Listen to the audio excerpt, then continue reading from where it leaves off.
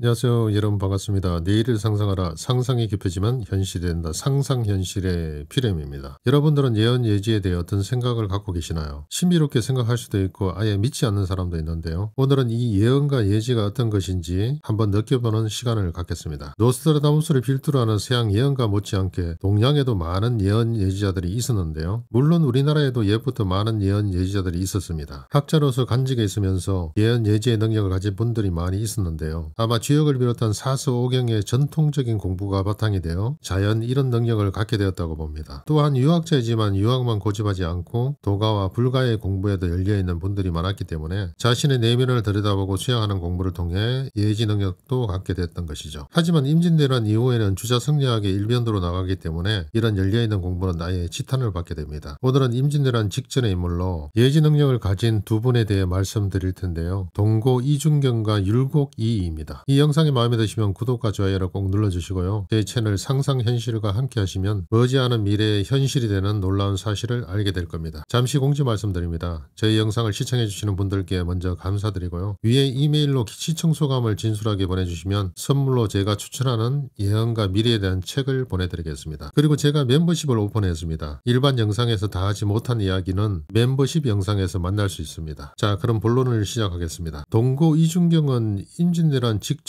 영의정을 한 분인데요. 청렴하고 강직하면서 왜구를 물리치기도 하여 문무를 겸비한 명세상으로 알려져 있습니다. 이중경이 살던 동시대에는 걸출한 인물들이 많았는데요. 태계 위황, 율곡 이, 남명 조식은 조선시대 유학자로서 최고의 인물들이죠. 이중경과 함께 교류한 동시대의 인물들입니다. 또한 그는 토정 이지함과 가까이 지냈는데요. 이지함은 당대의 기이한 행동과 예언 일화가 많이 전해지는 인물이죠. 이중경 또한 주역에 밝고 예지 능력도 갖고 있었는데요. 그는 이런 능력으로 임진왜란이 일어날 것을 미리 알고 있었다 합니다. 그래서 자손들을 지키기 위해 대책을 마련하는데요. 그것은 자신의 집 청지기 딸을 중매해서 자신이 봐둔 어떤 거지와 혼인시키는 거였죠. 그런데 그 거지는 몰골만 그럴 뿐이지 실상은 미래를 내다볼 수 있는 비범한 인물이었습니다. 청지기는 전통적인 우리말로는 마름이죠. 관리인, 집사 정도로 생각하면 될 것 같고요. 어쨌든 이중경은 청지기 딸을 중매한 후에 자신의 두 아들에게 유언을 하고 죽습니다. 유언 내용은 그 청지기 딸의 남편이 무슨 말을 하더라도 꼭 따르라고 하죠. 그런데 그 청지기 사위는 두 아들에게 재산을 자꾸 요구합니다. 요즘 같으면 아무리 유언이 있다 하더라도 재산을 요구하면 대번에 거절하겠지만 당시는 부모의 말씀을 하늘처럼 받들던 시대라 미심쩍어 하면서도 청지기의 사위에게 많은 재산을 주게 됩니다. 그리고 나서 얼마 후에 임진왜란이 터지는데요. 두 아들 앞에 청지기 사위가 떡 나타나서 하는 말이 여기 있다간 다 죽습니다. 피난을 가셔야 됩니다. 그래서 피난을 가게 되는데요. 도착해보니까 경상도 청송이죠. 알고 보니까 청지기 사위가 국난이 닥치는 것을 미리 알고 거기에 기존의 집과 똑같은 크기의 집을 장만해 놓고 전답도 똑같은 면적으로 준비해 놨다고 합니다. 청송은 임진왜란 때 왜군의 침입로에 벗어나 있어 큰 피해가 없었던 지역이죠. 이렇게 이중경은 자손들을 란으로부터 지킬 수 있었는데요. 자신이 미래를 내다보는 예지가 있었기 때문에 가능한 일이었죠. 또한 그는 한양 도성의 사소문 중의 하나인 자하문. 자하문은 창의문, 북소문이라고도 하는데요. 한양 도성에는 4개의 큰 문인 사대문과 4개의 작은 문인 사소문이 있죠. 그런데 이중경은 사소문 중의 하나인 자하문 근처 성벽에 비상구를 하나 만들어 놨습니다. 임진왜란 때 선조가 몽진할 때 쓰여질 것을 미리 내다봤는지 선조가 자하문을 통해 피난하려고 하자 백성들이 때로 몰려들어 가는 길을 막는데요. 이때 선조는 이 비상구를 통해 도성을 빠져나갑니다. 이중경은 영의정에서 물러난 뒤 이듬해 1572년 선조 5년 사망하는데요. 그는 죽기 직전에 붕당의 출현과 당쟁으로 나라가 망할 것을 예언하기도 했죠. 그가 예언한 대로 사망한 후 정확히 3년이 지나 1575년 동인과 서인으로 분당되면서 본격적인 붕당 정치가 시작됩니다. 또 율곡 이도 미래를 내다보는 예지 능력이 있었던 분인데요. 장차 국난이 닥쳐올 것을 내다보고 1583년 병조판서로 재직 시 선조에게 시무육초를 올리면서 양병해야 된다. 군사를 길러야 된다. 이런 주장을 합니다. 하지만 선조와 대신들의 반대로 주장은 받아들여지지 않고 오히려 탄핵을 받아 간직에서 물러나게 되죠. 그리고 병을 얻어 이듬해 사망하고 마는데요. 사망하기 전 이인은 임진관 연안에 정자를 하나 짓는데요. 이 정자는 훗날 선조의 피난길에 횃불이 되어줍니다. 이인은 외가인 강릉의 오죽헌에서 태어나지만 친가가 있던 파주의 율곡촌에서 성장하죠. 그래서 호가 율곡입니다. 율곡촌은 임진강 바로 아래쪽에 있는데요. 이의 묘도 이곳 파주에 있습니다. 다시 과거로 갔어요. 선조가 도성을 떠나 의주로 향할 때 임진강에 이르게 됩니다. 그런데 지척을 분간할 수 없는 어둠 때문에 강을 건너 건너지 못하죠. 과거에는 야외에 전등이란 건 전혀 없었기 때문에 그나마 달빛으로 겨우 불빛 삼아 길을 걸을 수 있었는데요. 하지만 검은날 달이 없을 때는 진짜 캄캄하거든요. 완전 암흑이죠. 이때 마침 근처에 있던 이 정자에 불을 붙여 길을 확인하고 강을 건널 수 있었다 합니다. 모두 미래를 내다보는 예지가 있었기 때문에 가능한 일이었죠. 오늘은 이만 마치겠습니다. 내일을 상상하라. 상상을 기피하면 현실이 된다. 상상현실의 피렘이었습니다. 다음 시간에 뵙겠습니다. 여러분 감사합니다.